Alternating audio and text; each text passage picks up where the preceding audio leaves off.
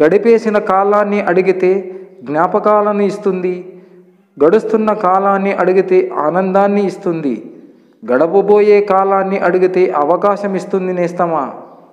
రాయికి ఎంత సానబెట్టినా వజ్రం కాకపోవచ్చు, కానీ ఆ రాళ్లతో నిర్మించిన గదిలోనే ఆ వజ్రాన్ని దాయగలం. ఇక్కడ దేని విలువ దానిదే. ధైర్యం అనేది కంటికి కనిపించని ఆయుధం. ఆ ఆయుధం మనలో ఉంటే ఎంతటి శత్రువునైనా ఓడించవచ్చు. మనిషి పుట్టినప్పుడే మరణం కూడా రాసి ఉంటుంది. సమస్య పుట్టినప్పుడే పరిష్కారం కూడా పుడుతుంది. మరణం ఎంత అనివార్యం అయినదో పరిష్కారం కూడా అనివార్యం అయినది. జీవితములో పరిష్కారం లేదనే అసత్యం నమ్మకండి. ఆకాశం నల్లగా మారితే చుక్కలు కనబడినట్లు జీవితములో కష్టాలు వస్తేనే సుఖాల విలువ తెలుస్తుంది. డబ్బుతో పైకి వచ్చినవాడు డబ్బున్న మనిషికే విలువనిస్తాడు. కష్టపడి పైకి వచ్చినవాడు కష్టపడే ప్రతి మనిషికి విలువనిస్తాడు.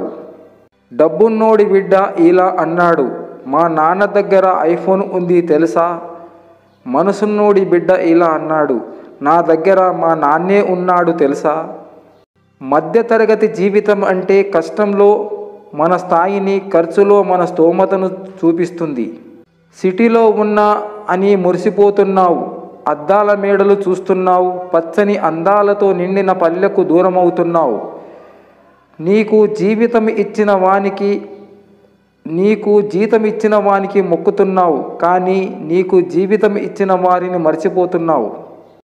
ఇతరుల మాటలు విని నిర్ణయం తీసుకునే ముందు నీ మనసు కూడా ఏం చెప్తుందో విను. అలవాటులో పొరపాట్లు జరగచ్చు, కానీ పొరపాటే అలవాటుగా మారకూడదు. నొప్పి మాట్లాడించినంత నిజాయితీగా బాధ మనిషితో మాట్లాడించలేదు. మాట రాని వాడికే కాదు, మనీ లేనివాడు కూడా జీవితంలో చాలా సందర్భాలలో మౌనంగా ఉండవలసి వస్తుంది. కాళ్ళని తాకితే గాని ఆశీర్వాదం దొరకదు. తల వంచితే తప్పేం కాదు. మన అనుకున్న దగ్గర మమకారం ఉండాలి, అహంకారం కాదు. నమ్మకాన్ని అందరి నుండి ఆశించాం, కానీ నమ్మిన చోట ఆ నమ్మకం దొరకదు.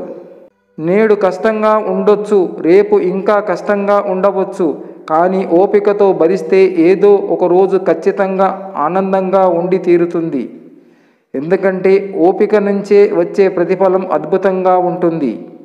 చూసిన మనసుకు బాధ్యత అనిపిస్తుంది. మోసిన భుజాలకే బరువు విలువ తెలుస్తుంది.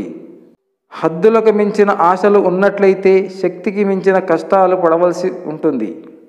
రేపు అనే రాత ఏమిటో తెలియనప్పుడు నేడు అనే నీ సంతోషాన్ని వదులుకోకు. ఎగబడకు, దిగజారకు, హద్దుల్లో ఉండు, ఆనందంగా ఉండు.